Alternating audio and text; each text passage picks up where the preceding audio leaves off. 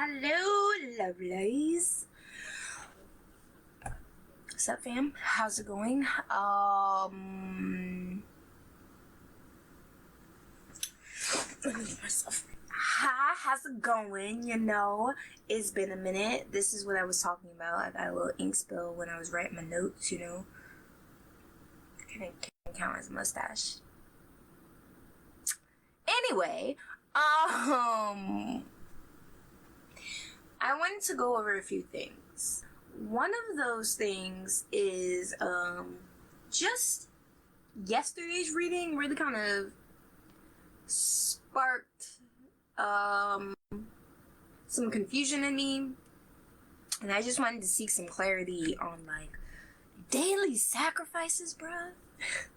Daily, monthly, all the sacrifices that were given from Moses to the Israelites, from the festival sacrifices to the Sabbath sacrifices to the weekly sacrifices to the daily sacrifices to all of the extra offerings. Yeah, it just felt like a lot, and I don't know where that was coming from. So I kind of was on live and I was questioning all of this, and I was just thinking to myself, it's not about access, it's not about provision, because that Israel's large and they're provided for. They have this. It's really just a drop in the bucket, all the rams and lambs and goats and all that's being sacrificed here, that's being offered here. So then I had to go through and just remind myself what sacrifices are, their purpose, because it's not really for God. If God required sacrifice to be God, we would still be doing ritualistic sacrifices, which we aren't exactly. So that's not it, So I did some research, right? I dug into it, and I thought, I was like, all right, well, let's start with sacrifices and what are sacrifices for. Sacrifices are so a person can atone for their sins. Okay, cool. What does that mean? An atonement is to be made right, is to whatever. Being full of sin means your sentence for sin is death. It's a death sentence, So a life for sin is required. To sin and to remain alive is to, you're supposed to pay for the price of that sin with a life. It would have been yours. However, God asked for sacrifices in your place. He gave these ritualistic substitutes through the lambs and the goats and the sheep, right? So then when is atonement needed? When is atonement necessary? And then I went into the deep dives of okay, well, we know sin is a big one, but sin kind of started feeling like a blanket term. I'm all right, well, sometimes you just be reading oh, he sinned and da-da-da, sinned and da-da-da, whatever is a sin, and trying to figure out what's a sin and what's not a sin, and where the lines are of sin and transgression. Oh my God.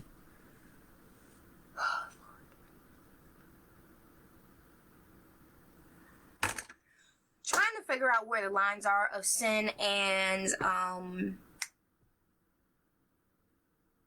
what it means when you're really in it, when you're not in it, when you're, how did we get here? Sending down another line, right? So then there's not only sin. If we were to divide sin or atone necessary things to atone for, you get about 3 categories. Is what I found out. So then you have sin, and then you have iniquity, and then you have transgression, right? So then to break down what all of that means, transgression is the act of breaking trust. So it's breaking trust between the relationships that you have, or within the relationships that you have, and that is a sin. So then we have iniquity, which is the crooked behavior of a person. Crooked behavior, lies, deceit, sort of like Jacob with his brother Esau. That's a lot of crooked behavior there, you know, pretending to be his brother, stealing his brother's blessing. Stealing is crooked behavior, you know, but also stealing also falls under transgression, because let's say it's from someone you don't like. If someone robs you, you don't know them, that's one thing. Then it's just iniquity. It's just crooked behavior. But if someone you know is stealing from you, doesn't that cut different? It cuts different because not only did they engage in this crooked behavior, they broke the trust within y'all's relationship. Whatever that trust is, whatever foundation of trust existed there, they broke the trust. And so that leads to crooked behavior. You know, it ties into those two things. So you can't have the one and the other, one and not the other, and sometimes it's all tied together, that it really is just dependent on how the circumstances of the action, you know, and how it's tied into what. And then you have sin. So then I was like, all right, so like if we're not, and this is sin, like church will tell you this is sin, you are sinning here, but they never really explain, you know, like what is sin exactly? What is it? Like, that's a sin. You can point your finger and be like, that's a sin, but why? What is it exactly that makes this behavior sinful? So then, via my research, I found that sin, the base definition of the sin is to fail to meet a goal. And when I say via my research, I looked at the Bible Project, and I did all of the, I just, between various videos and various like articles or whatever, the Bible Project kind of sealed it all together for me, because what, you know, they're good at what they do. What can I say? Sin is to fail or to miss your goal, right? So basically it means to fail or miss your goal. Sinful when you're failing and you're missing your goal. Now, the question is, what's the goal, right? So then we bring this all the way back to Genesis, right? And there's a moment where, actually, we don't even have to bring it that far back. Let's bring it back to Exodus, where Moses is on Mount Sinai the first time getting his commandments, right? There are a lot of different videos that you can watch about the commandments and how they boil down and how they boil in. Even if we compare the Old Testament commandments to New Testament commandments, where it's like New Testament commandments talk about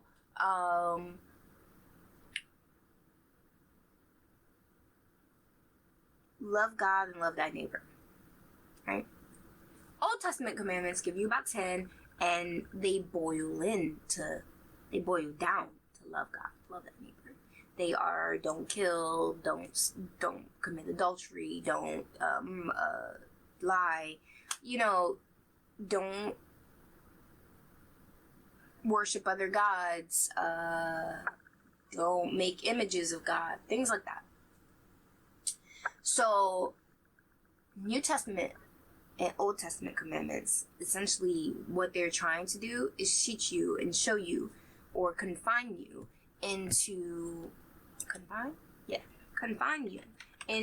honoring God. And I'm just gonna leave it there.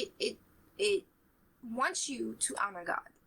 And even though it goes further into don't commit adultery and don't murder and things like that, that's all a way to honor God. Why? Now this is where I gotta take it all the way back to Genesis, like the beginning, right? So when God says he created humans, he's like, I created these humans in my image. In my image, right? If you love someone, if you love someone, right? You respect them, and you support them, you care for them, and you want their happiness. You would do everything in your ability. If they proceed to have kids, you would do everything in your ability to show their kids respect. You know, you would be kind to them. You would be generous with them. You would try to teach them, to help them, to look over them when they need it, to take them from one place to another. If that was in your, if it's in your capacity, you would be there for that child as well as them, because it's one of their offspring. You're not going to love someone, you're not going to love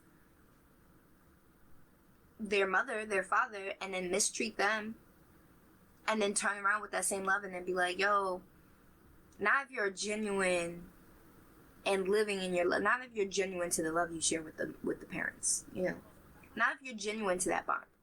Because if you were to say, oh, I love the parents, I love and then turn around and mistreat their child, that's transgression. You're breaking the trust. If that child told the parents that you were mistreating them, would your relationship be the same? Would the trust that the parents were showing you and bringing you around their child still exist? And then, that's crooked behavior to me, to go around and be like, oh, we're cool, you're my girl, I got you, and then I have this child, I'm like, okay, can you do me a favor and just pick him up after daycare and drop him over at my house? I got the 30-minute window. I can't really do it myself. I'm swamped, whatever the circumstances. And in that window of opportunity where you're with my child alone, you're one, mistreating them, or you're cursing them, you're making them feel less than. That's some type of that. I feel some type of way. I'm gonna feel some type of way, and that's gonna ruin what I thought we had. When I find out, of course. I say all this to say that we are God's creation. In many aspects, He regards us as His children from time to time. Like, we are a royal people.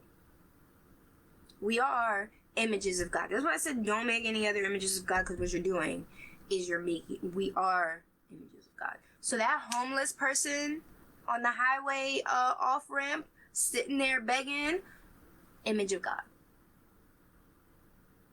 That boss you don't like, who's constantly shoving work down your throat, image of God. And then taking credit for it. That's quite still an image of God. That teacher, schoolmate, images of God. Your sister, your brother, your mother, images of God. You don't gotta look towards like paintings, crosses. Even in our humanity, we're all like the vast representation of what God looks like. That person who you're at religious odds with because I have different religious views, still an image of God.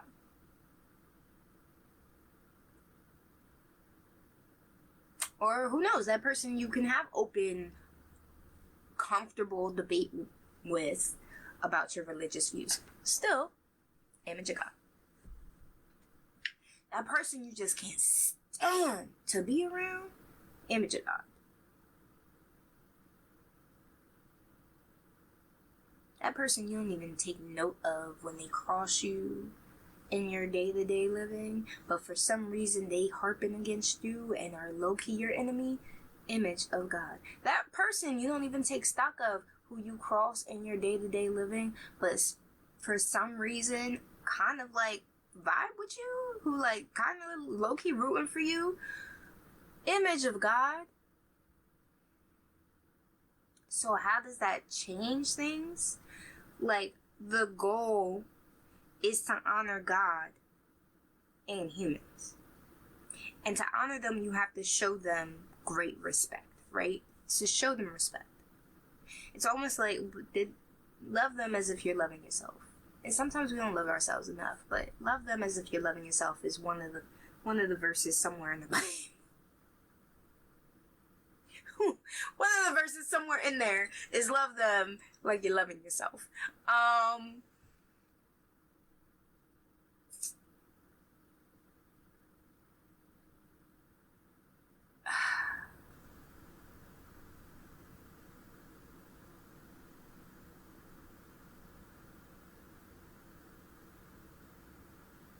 Where did I want to go? So what I wanted to say, like, because we're human and we're not always the greatest people to be around. Honoring people is not that easy. It is just really not. And that's why it seems like the goal is so big, which is why sin happens so often, especially once that tree of good and evil was eaten, because now we don't really even have a clear understanding what's good and what's evil. Like the perception of good and evil flips from time to time. The script is all over the place, and depending on the scenario, you got different reasons whether that was good or evil or not. We don't have the capacity, even though we would hope we did. We don't have the capacity to judge good and evil. It's always redefined. It's always almost redefined in terms of who the victor is. The oppressed and oppressor have different narratives, and their point of view, good and evil is whatever. There are people who are out there crooked to all hell, and they know they're doing evil. They know it.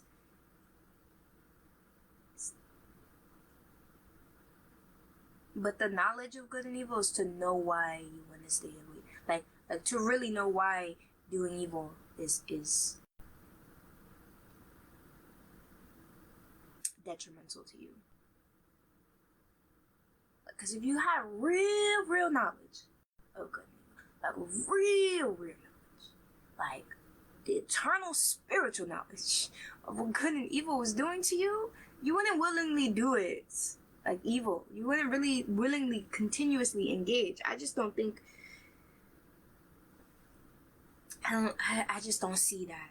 Like if you had real intimate spiritual knowledge of what was happening to your eternity when you committed in these acts, when you engage in evil willingly, I don't think you'd still do it. Some people are lawful evil. They go by their own rules. Evil in terms of like, okay. Well, I mean, yeah, evil in terms of like, I don't even know. But they go by their own rules. They have their own honor code. They have their own system. What I'm saying is, in this day and age where evil and good and all of that is up to individual interpretation, societal interpretation,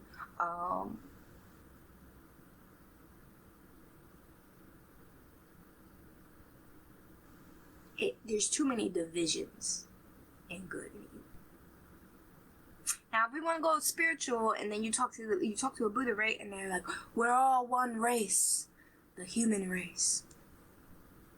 In essence, we're all one race. Like we are the human race. But that's what we're being called to, and which is why we fail so often. It's because when we have an issue, we take the responsibility to snap back, right? One of the things about inequity is that it's crooked behavior, but crooked behavior has consequences, and those consequences lead to cycles of more crooked behavior, of now you engage in crooked behavior. Someone caught on, now they're feeling some type of way, and they take on the responsibility to get payback, to feel right again, to get some justice. Except we're unjust people.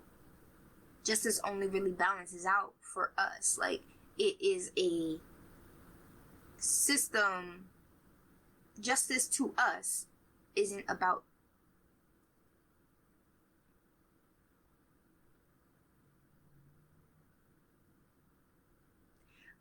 there are limited circumstances where a human is seeking justice, gets the short end of the straw, and the situations equaled out where they will feel like, oh yes, I got the justice I was looking for. Usually when you're seeking justice, you're not going after the short end of the straw. You're going after, like, I want payback. I want a lump sum. I want, whatever it is that you want a little bit more than what you lost, not the short end of the stick. I just don't feel like unjust people have the right to be like, oh, this is what justice is. So, somewhere in the Bible, like my quoting, somewhere in the Bible, somewhere in there, is God telling his people that the responsibility of revenge is on him. His vengeance will be known, right? And he does not judge innocent the guilty. So, here's what was laid on me, right? In trying to love people and trying to be honoring to God, right? There are times where you just have to take the L. Like, seemingly take the L. Take it with grace. Seemingly. And then take that complaint and you give it to God, right? Call God into that situation real quick. When you know someone is out there trying to either dishonor you, let's just go with that, dishonor you, trying to step on your humanity, trying to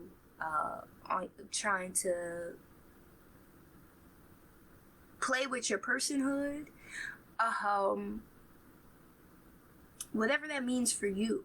If you feel slighted in those situations, it is not your responsibility to then seek justice or revenge or whatever the case may be to feel better. To snap back. It's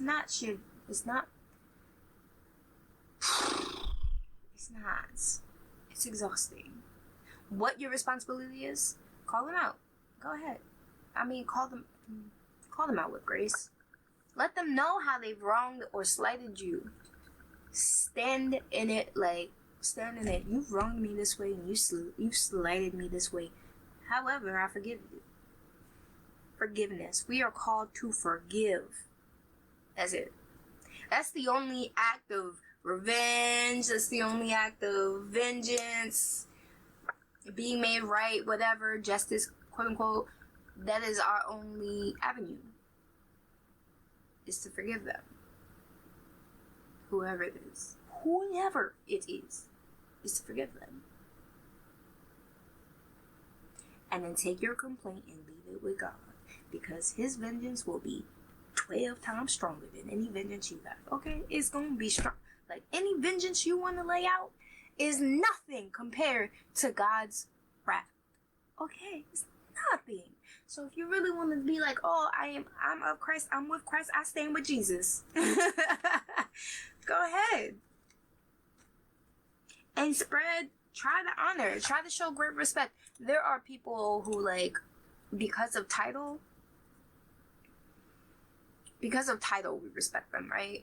Like, it's usually military officers, veterans, healthcare workers, there are people that automatically kind of gain some respect because of their title. There are people who know that too, who like freely throw around their title because they think it earns them some modicum of respect. What I'm saying to you is, if you're a believer of Christ and if you're like, oh God, I love him, I stand with Jesus, then you know to honor a person, not because of the works they've done, but simply because they exist. They are a creation of the person, of God. They are a creation of the person you're following, of your leader. So you're going to show them some respect. Not only are you going to show them respect, you're going to try to go out your way to support them. Sometimes it's self-sacrificing. When you're called to love God and love your neighbor and you're called to do that as if they were yourself, then the question becomes,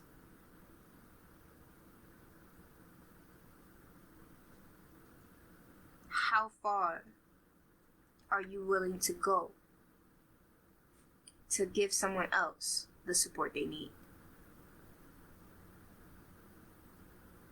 Not the support they want, the support they need.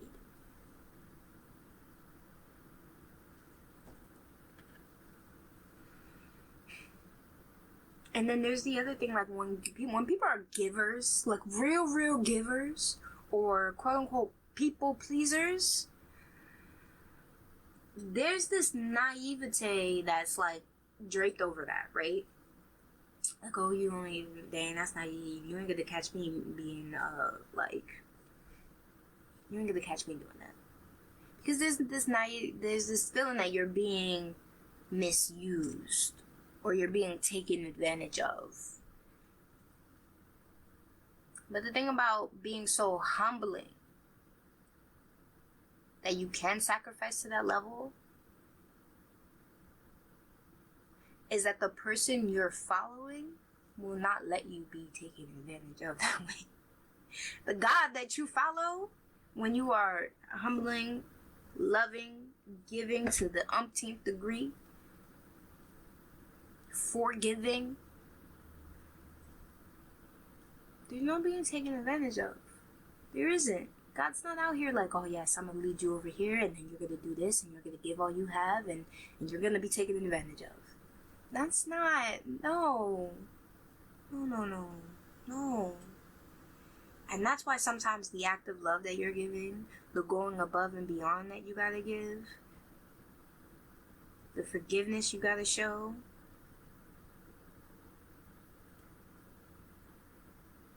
you do it as if you're doing it to God. Like if that person was Jesus.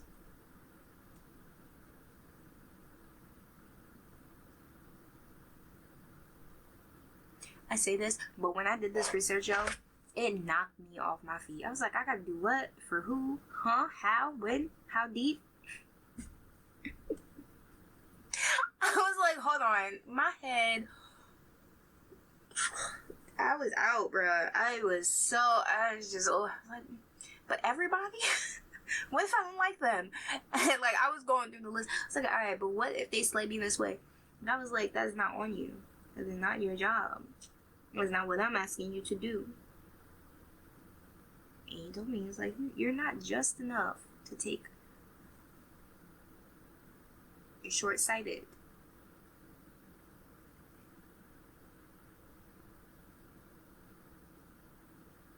And in trying to get your revenge, right now, you're about to go sin. That's the thing, is like when you want revenge, usually you're the one who's got to hold on to the anger and the hatred sometimes. Usually you're the one who's out in your feelings, out your spirit. Because you out here seeking revenge and trying to be made right again yourself. Nope. We'll leave with God. There's a poem I read recently and it was like, there's no graceful way to carry hatred. There's no graceful way to carry hatred. I think it was Alice Walker. And that line kind of stuck with me. Because there isn't. Try to be real slow to anger. Right?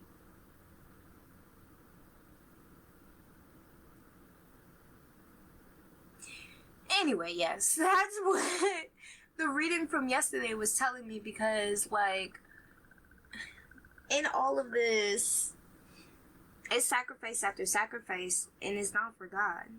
He's just giving us a way to make ourselves right. He's giving us an out. It's his love that allows us to make sacrifices. So it's his love of the Israelite people who have been called to live separately as his people that allow him, or allow them, to make these sacrifices. And because of their transgressions, breaking their trust with God within their covenant relationship, more and more sacrifices get like, okay, you gotta atone for more things. Before he wants our sacrifices, he wants our obedience. He wants our loyalty. That's why it came first. On Mount Sinai, the first thing he asked was like, will you follow me? Will you enter this covenant relationship with me? Will you listen to what I gotta say? He asked for our obedience before he ever asked for a sacrifice.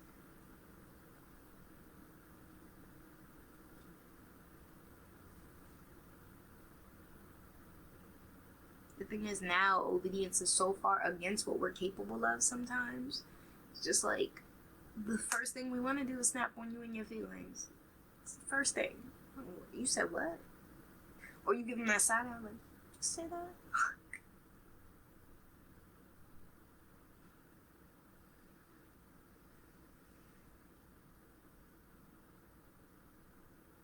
Sometimes I don't like knowing this stuff. Because honestly, if I'm being honest, when you know better, you gotta do better. And when you know better and you refuse to do better, that right there is true disobedience. So now what?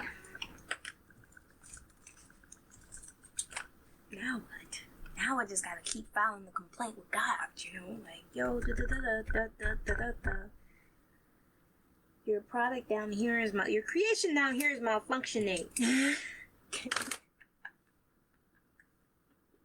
Calling God like they're the customer service hotline, you know, like, Father, listen, you got this human you created over here, and they's causing problems, especially in my life. So I'm gonna need you to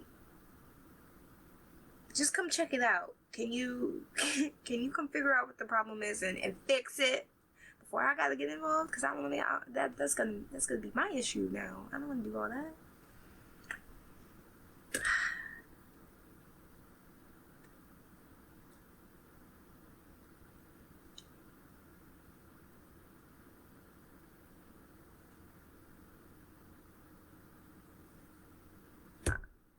I gotta hop into today's reading. I didn't mean for this to be like this long before I got into the reading. My bad. I just wanted to clarify what I learned from the reading here. Maybe this should be a separate part of my live journey, and the readings can just be the readings.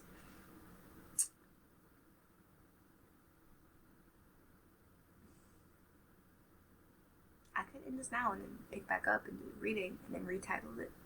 But that's a little wild. Yeah, we're just gonna hop into today. That's what we learned from yesterday. That's the insights that we got after doing some research. So like today we are in Numbers 31. It's the conquest. Oh, we're gonna read Numbers 31 to Numbers 32 and Psalms 50, and that will be all for our 50th day, y'all. 50 days. That's halfway to 100, which is our ultimate goal, and 8 days away from our little mini goal. And we're doing good. I haven't quite got a rhythm, so I'm just making chaotic noise on the internet. But the goal is being reached. My goal when I set out was to read through this in this plan every day. And so far, day 50, we're going strong. So let's see. Conquest of the Midianites. Then the Lord said to Moses, on behalf of the people of Israel, take revenge on the Midianites for leading them into idolatry. After that, you will die and join your ancestors. So Moses said to the people, choose some men and arm them to fight the Lord's war of revenge against Midian. I like how we were just talking about revenge.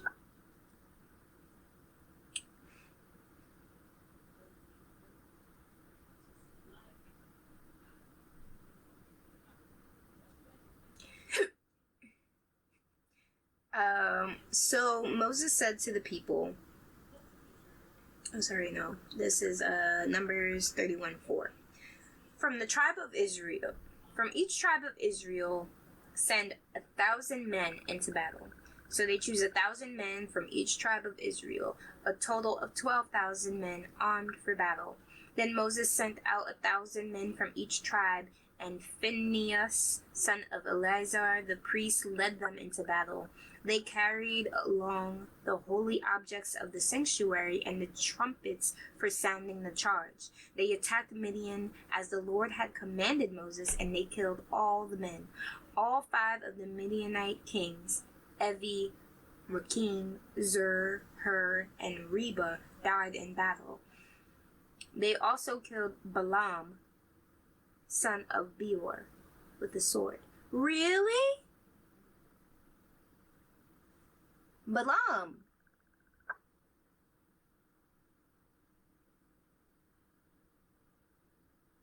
Balaam was the spirit-filled priest who rode on the donkey up to the hills to curse the Israelites at the behest of Balak.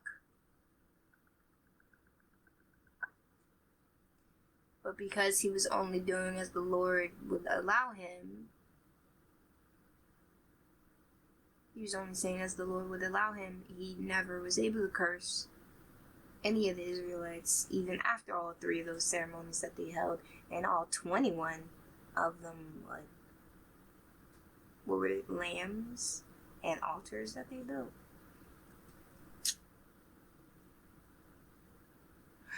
I don't want to say that.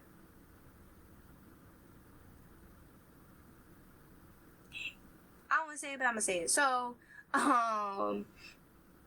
the first thing that popped in my head here is they also killed Balaam, son of Beor, with the sword, right? This is a war that was incited by God. This is his wrath, right? I think Balaam would have survived if he never went up to the hill to even attempt cursing the Israelite peoples to begin with. If he never left his home on that donkey. Because that in itself was an act of disobedience. The first time he went and was like, God was like, yo, no, don't go. You can't curse them. Don't go with these people. And then they sent different people, and he was like, okay, well, maybe I can go now? So maybe, because of that, he was in the wrong place to be involved in all of this? Or is he from Balaam?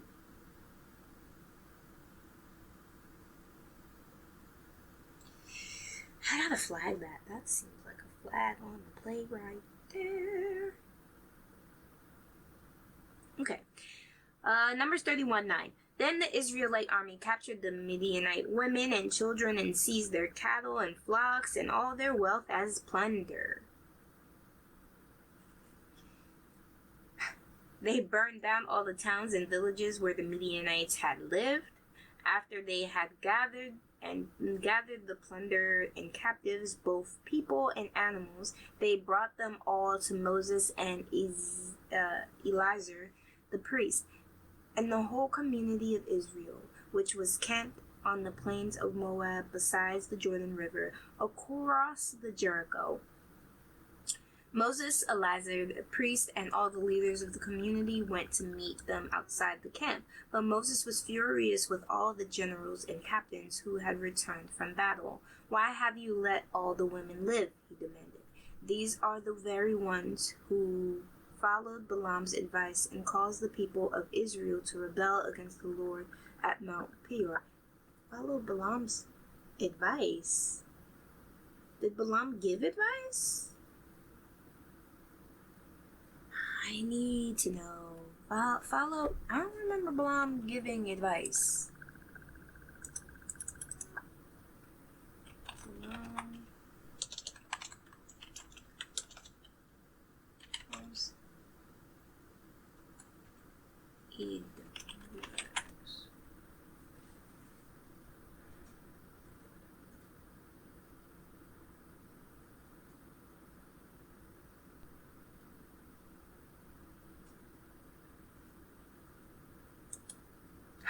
So he did. That's why he said, okay. So, let's just get some history here. Just a little bit of insight that's gonna, help.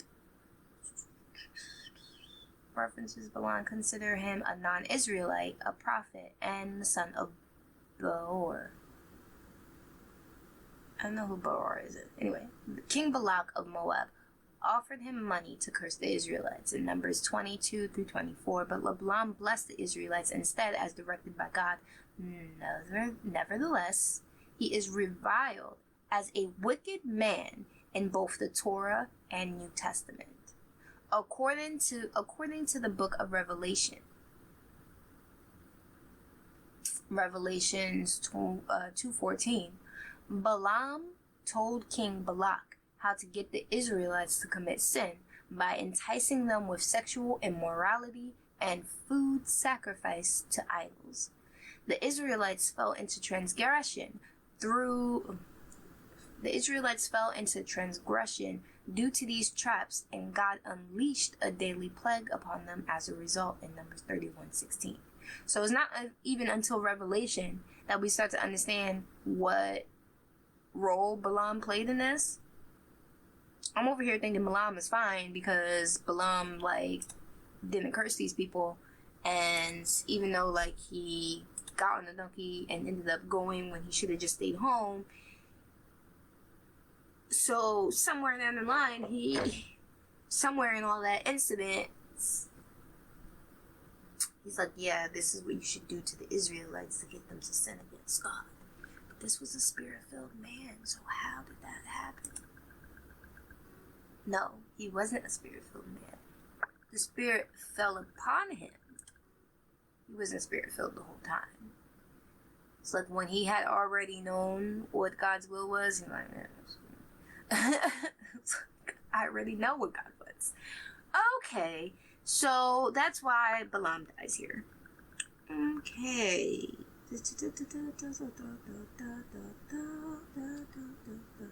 I'm gonna write revelate.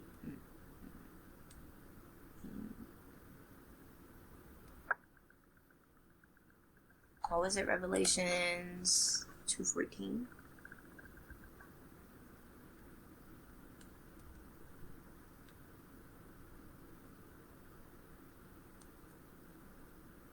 And then I still think the mere act of leaving to follow Balak, leaving with King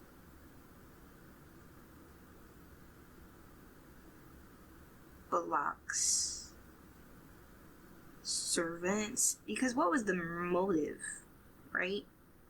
He left with the intention to go curse these people. The motive is to go curse Israelites. So even though he didn't place a curse on the Israelites, the motive for even getting up to leave his home is to curse the Israelites. And then from not only his motive of that, he was enticed by the money too, right? So it's like, I'm going to go, this is my objective, and then this is my overall reward. I'll get these riches, if possible. And while he did say, not even your kingdom or whatever, your castle, your palace or whatever, filled with all this gold and silver is enough to get me to curse people God doesn't want me to curse. He said the right things, but he didn't follow through with the right actions. And that's why there was that whole battle with the donkey and the angel, and that's why he was even there in the first place around King Balak. He was even near King Balak, hearing Balak's pleas and whatever, enough to even give the plan, or right? But according to Revelation, Balak told, even enough to do that. So now he did it. Okay. So this man dies. Leaving King Balak with King Balak's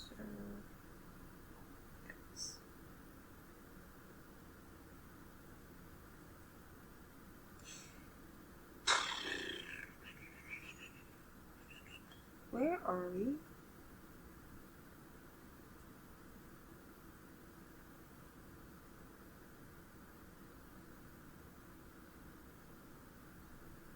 Okay. Okay, so we are at number 31:16. These are the very ones that followed Balaam's advice and caused the people of Israel to rebel against the Lord at Mount Peor. They are the ones who caused the plague to strike the Lord's people. So kill all the boys and all the women who have had intercourse with a man. Only the young girls who are virgins may live. You may keep them for yourselves. And all of you who have killed anyone or touched a dead body must stay outside the camp for 7 days. You must purify yourselves and your captives on the 3rd and 7th days. Purify all your clothing too, and everything made of leather, goat hair, and wood. Then Eleazar the priest said to the men who were in the battle, "The Lord has given Moses this legal requirement. Anything made of gold, silver, bronze, iron, tin, or lead, that is, all metals that do not burn, must be passed through the fire in order to be made ceremonially pure. These metal objects must be further purified with the water of purification." Does the water of purification have blood? Also, does the water of purification translate to holy water? I got so many questions today. Purification.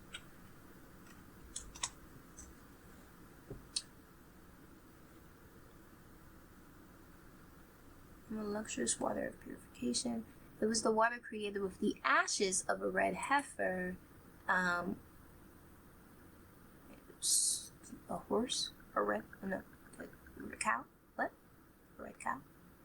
A female bovine which has never been pregnant or milked or yoked, also known as a red cow. Was a cow brought to the priest as a sacrifice according to the Torah, and its ashes were used for the ritual purification of Tumat Hamet, the impurity of the dead. Okay. Yeah, according to the instructions given in the... It's not blood, it was ashes. So, okay. So then the cow gets made for a burnt, I think it was a burnt offering, and then that was put into the water to purify the water.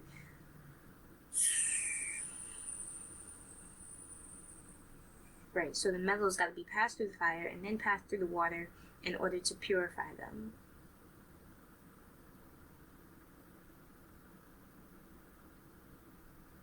But everything that burns must be purified by the water alone. On the 7th day, you must wash your clothes and be purified. Then you may return to camp. So these people, 12,000 of them, set out to war for the Lord. And in my head, all that's ringing right now is the contradiction of thou shalt not kill and then going to war.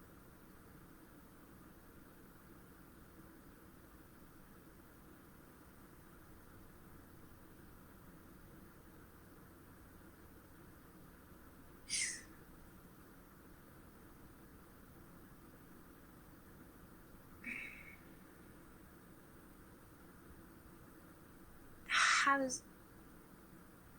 Look, I don't know.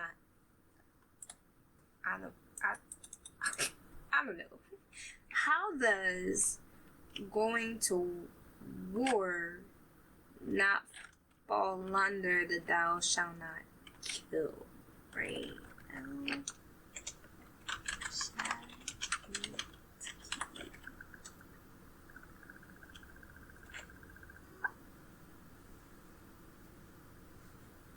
You shall not murder, you shall not kill. Is a moral imperative as one of the 10 Commandments. In the Torah, the imperative not to kill is in the context of unlawful killing resulted in blood guilt. Blood guilt? Unlawful killing. Unlawful killing. Unlawful killing. Unlawful. Right, because all the lawful killings are like stoning someone to death because, like, oh, if then the whole community needs to stone them to death. There are reasons in law where you have to kill someone. So then when this is a commandment of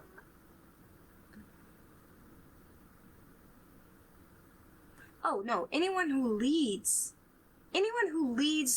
God's people to sin should be put to death, right? They were supposed to be drowned. It's better that they hold a stone and drown themselves alive than to face the wrath of God. That's biblical somewhere. That's biblical somewhere. It's better to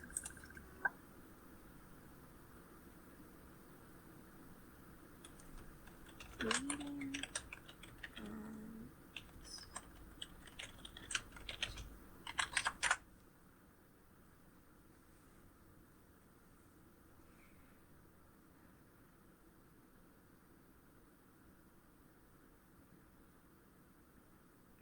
There are 53 Bible verses about causing others to sin. Okay. But they usually result in... Is God displeased when you cause another person to sin when you yourself sin?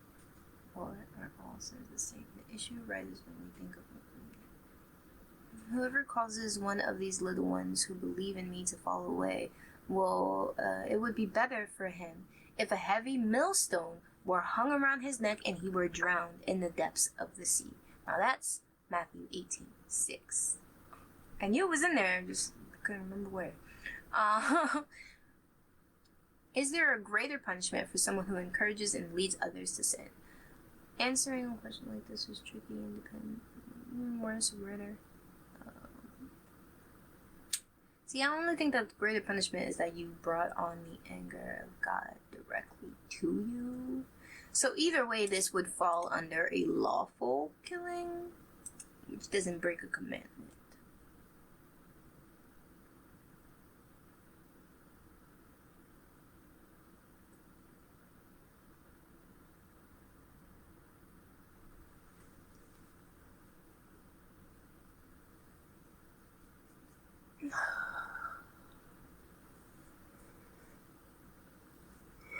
See, the problem with confusion is that by leaving out that simple word of thou shalt not, by putting it as thou shalt not murder, rather than thou shalt not murder unlawfully, or whatever, you leave open room for debate, discussion, misinterpretation, and doubt. You make it ambiguous. And that's what they're after. They're after this being confusing when it's supposed to be a little more like clear cut. A little more clear cut. But now the problems between lawful and unlawful killing, right, is who's writing your laws. Who's out there writing your laws? And that becomes an issue. If you suspect the laws you're following aren't even written by the ultimate person you're trying to follow. I call him a person, but I meant God. The ultimate God you're trying to follow. Let's get back.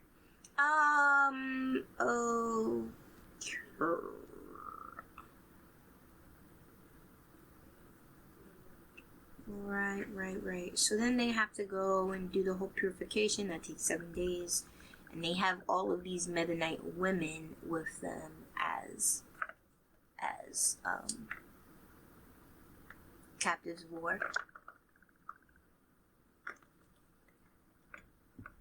So mind you, these Mennonite women who are captives of war being brought into Israel are going to bring with them the Midianite knowledge and practices, knowledge of Midianite practices in their head.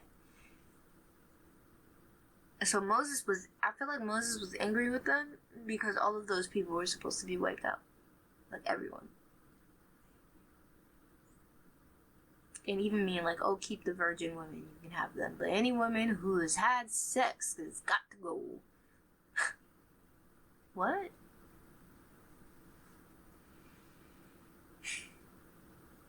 And all the young boys. So they kill all the men, the boys, and all of the non-virginal women. You can keep the virgins for themselves.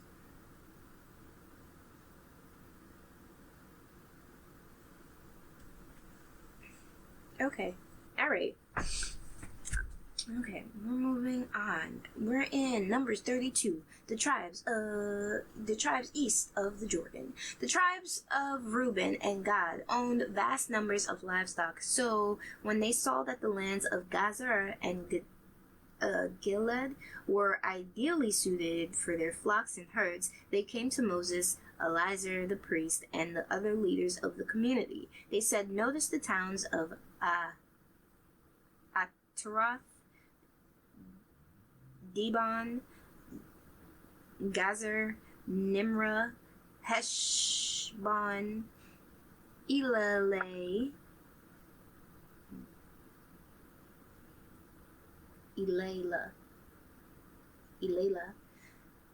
Simath, Nebo, and Beon. The Lord has conquered this whole area for the community of Israel, and it is ideally suited for all our livestock.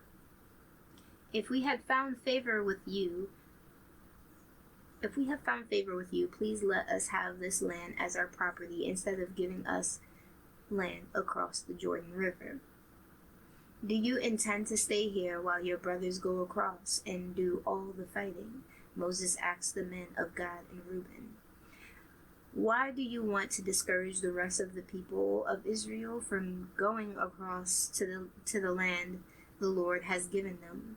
Your ancestors did the same thing when I sent them from Kadesh Barnea to explore the land. After they went up to the valley of Eshcol and explored the land, they discouraged the people of Israel from entering the land that the Lord was giving them. Then the Lord was very angry with them, and he vowed, 'Of all these people I rescued from Egypt, no one who is 20 years old or older will ever see the land I swore to give Abraham, Isaac, and Jacob, for they have not obeyed me wholeheartedly.' The only exceptions are Caleb, son of Jephunneh, the Kenizzite, and Joshua, son of Nun, for they have wholeheartedly followed the Lord. The Lord was angry with Israel and made them wander in the wilderness for 40 years until the entire generation that sinned in the Lord's sight had died. But here you are, a brood of sinners, doing exactly the same thing. You are making the Lord even angrier with Israel. If you turn away from him like this and he abandons them again in the wilderness, you will be responsible for destroying this entire nation." But they approached Moses and said, "We simply want to build pens for our livestock and fortified towns for our wives and children. Then we will arm ourselves and lead our fellow Israelites into battle when we have brought them safely to their land. Meanwhile, our families will stay in the fortified towns we build here, so they will be safe from any attacks by local people. We will not return to our homes until all the people of Israel have received their portions of land. But we do not claim any of the land on the other side of the Jordan. We would rather live here on the east side and accept this as our grant of land."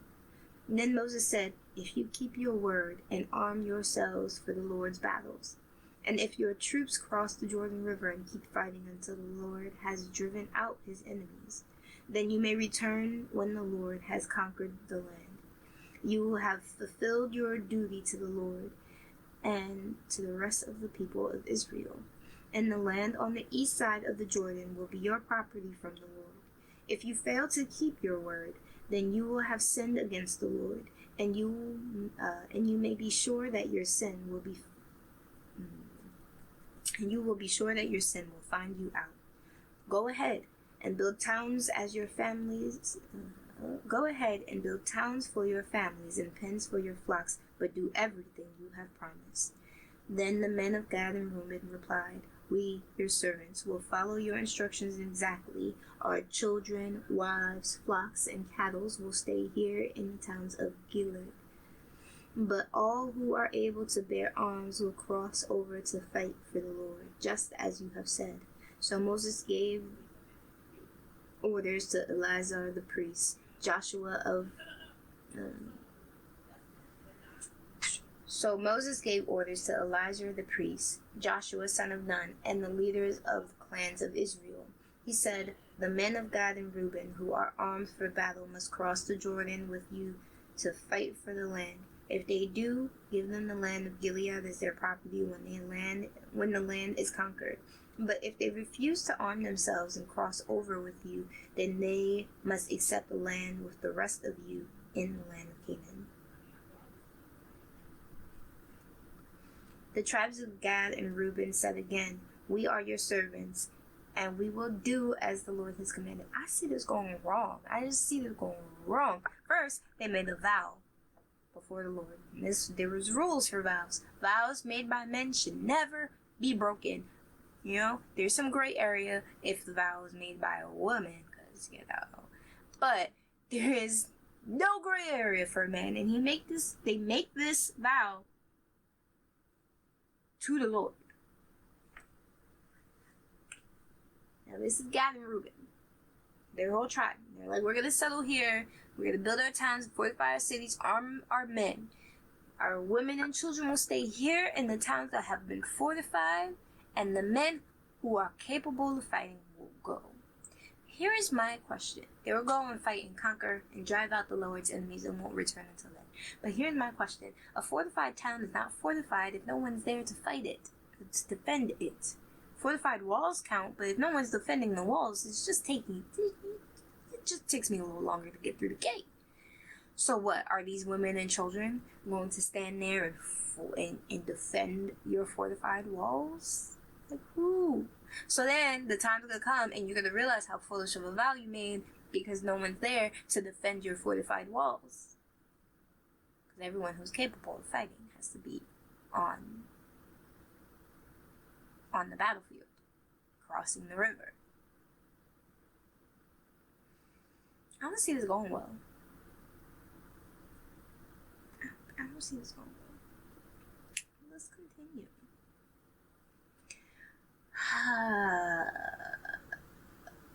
Yeah, okay. Psalms 32:32. "We will cross the Jordan River into Canaan fully armed to fight for the Lord, but our property will be here on this side of the Jordan." So Moses assigned land to the tribes of Gad, Reuben, and half the tribe of Manasseh, son of Joseph. He gave them the territory of King Sihon of the Amorites and the land of King Og of Bashan, the whole land with its cities and surrounding lands. The descendants of Gad built the town of Dibon, Athroth,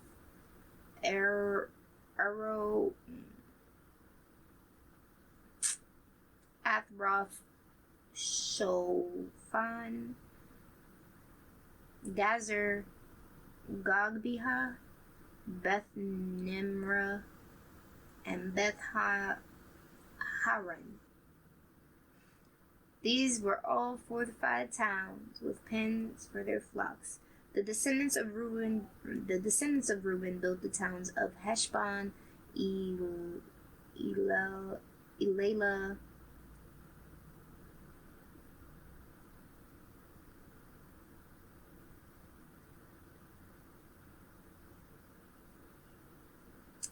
Kirathaim, Nebo, Balmenon,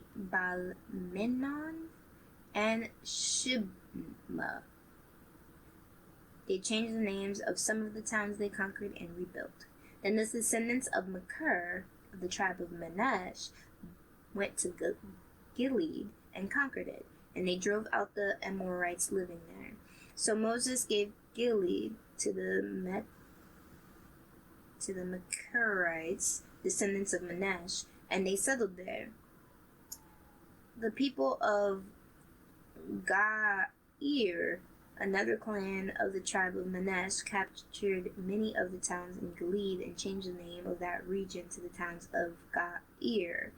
Meanwhile, a man named Noba captured the town of Kenath and its surrounding villages. He renamed the area Noba after himself.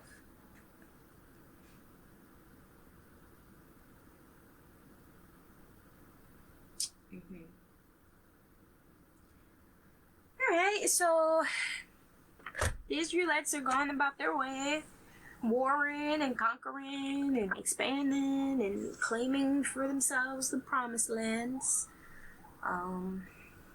Out here making vows and all of that and whatnot.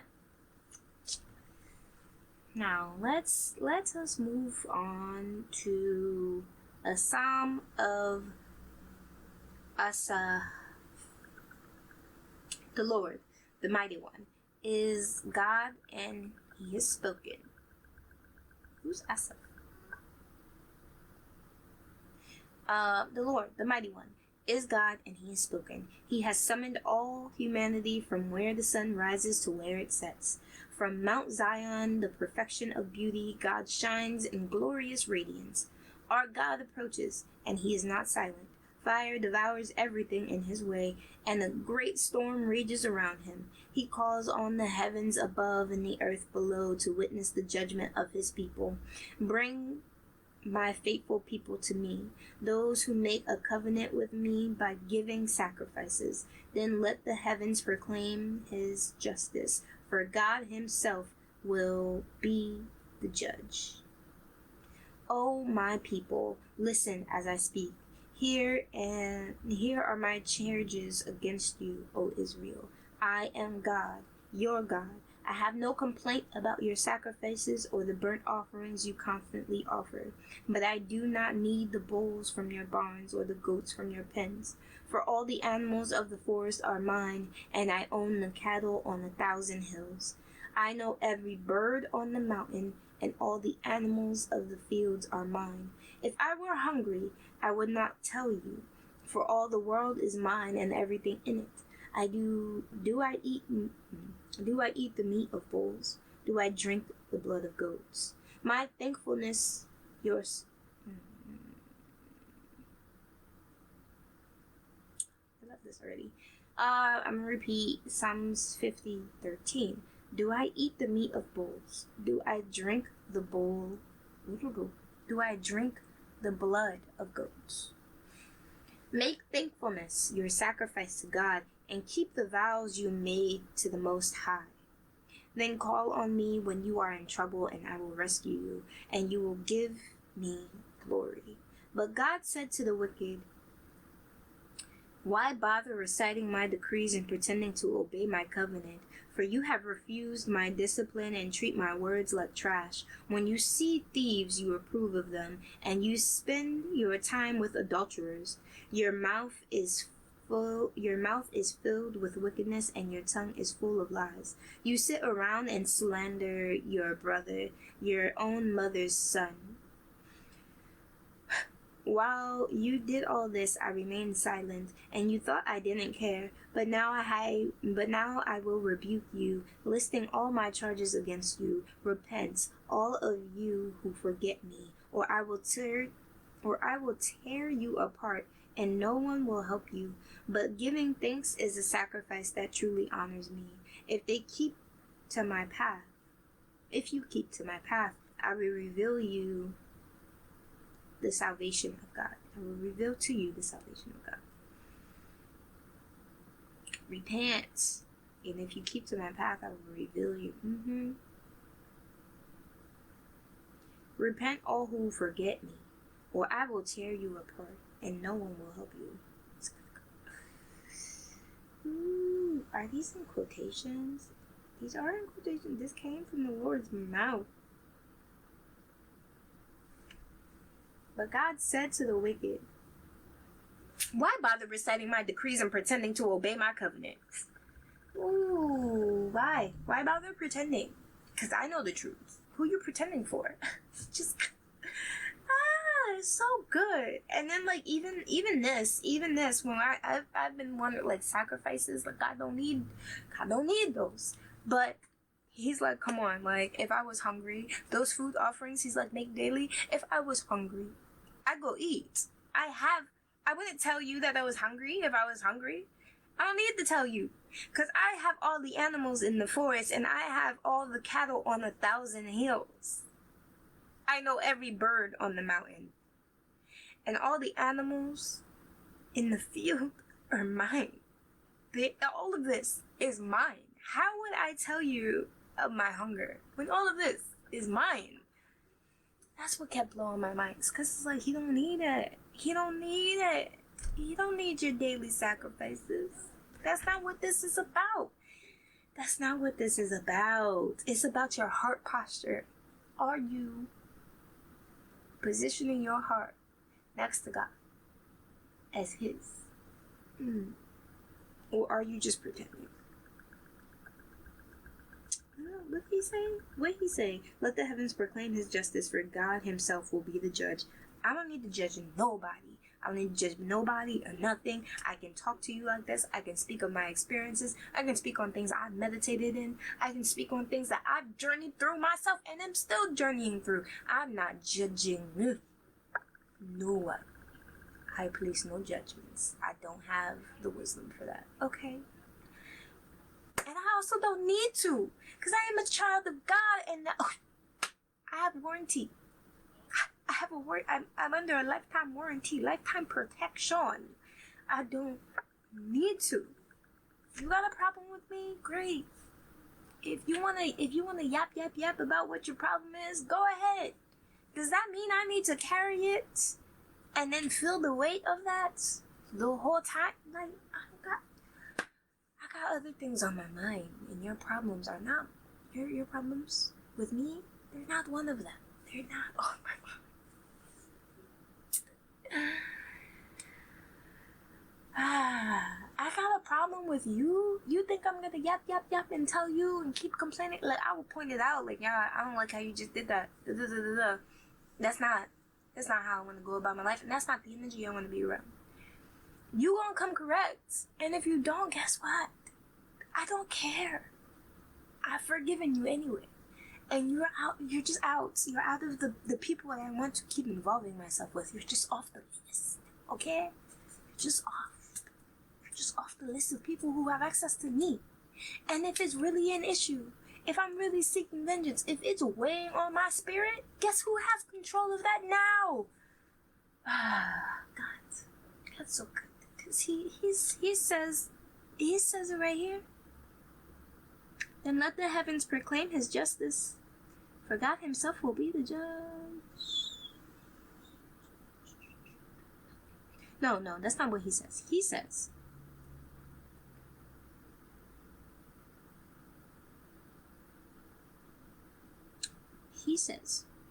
O my people, listen as I speak.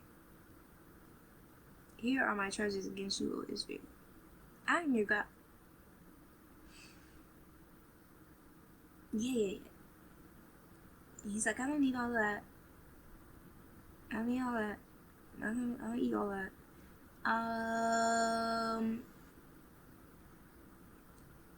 Psalms 50:14. Make thankfulness your sacrifice to God, and keep the vows you made to the Most High. Keep the vows you made to the Most High.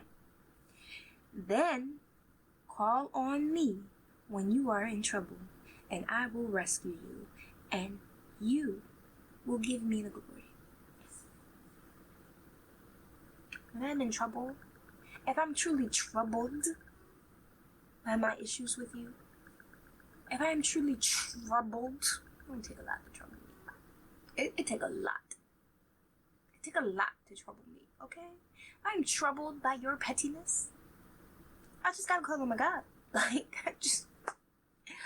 it's not on me. You know how freeing that is? It's not on me. It's not on me to deal with your petty, trifling ass. It's not on me. It's not on me. It's just not on me. It's not on me. Why? Because my God is good. Why? Because I make the sacrifices of my thankfulness daily. Why? Because I walk with Jesus. Why? Because the Lord is with me when I fight. Why? Because if I ever have to raise my arms against you, best, that's conquest, okay? I don't have to. I don't gotta worry. I don't gotta worry. Do you have to worry? I don't have to worry. Look, I don't have to worry. I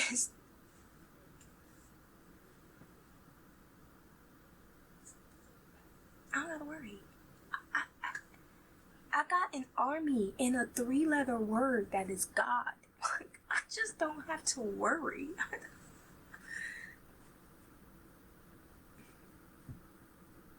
My biggest issue is gonna be time frame. Because we all want things to go down in our time frame. That's what I gotta worry about. It's controlling my perception of time. Other than that, I don't have to worry about nothing. Will I be fed when I'm hungry? Yes. Will I be given drink when I'm thirsty?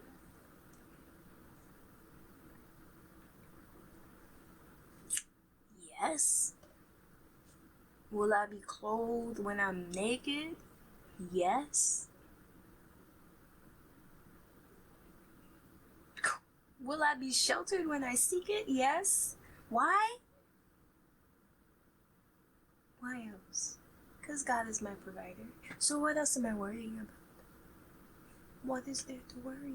There are my wants. There's my list of wants. I got a whole grand list of wants. All my needs met. List of wants. Sometimes my needs get a little unstable in the met category. But do I have to worry about it? No. No, because I've made it this far. And my needs have been met. My needs have been met. Okay?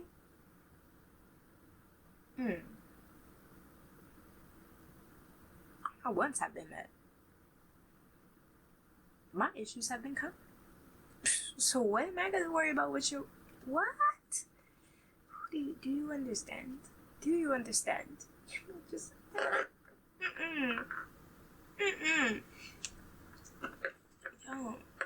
Yo, I can do this for days. I'm just caught right here. I can do this for days because I don't gotta worry about nothing. Look, I'm gonna go, and y'all's gonna have a great afternoon, and so am I. I'm gonna go lay out. Maybe have a little praise session or two, because I'm just feeling like I don't gotta worry about nothing, and there's a thanks in that. Lord, thank you. Go ahead. After you see this, if you resonate, go ahead and have yourself a little praise session. Go. Let that be your sacrifice for the day. Thankfulness and praise, they go hand in hand. What are you thankful for? What do you have to praise? There's always something. Even if there's always a grain of something. Go ahead. Find it. Go praise. Bye.